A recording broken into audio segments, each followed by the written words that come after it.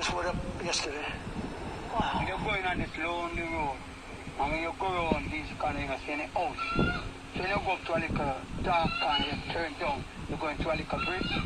If you hear no dark path, you go on. And you see the empty church on your right hand.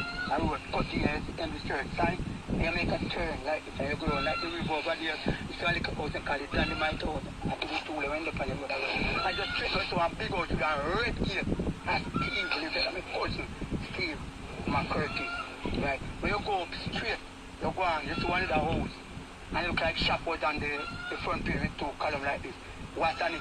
One. When you go on the next deep turn and take it in, and you see another part, a big house down with green and white and some gate. That's a Tony you with yard and my cousin. Here you go on round, and as you go on, you come out, just stop to car. And you my girl, just stop and they say car.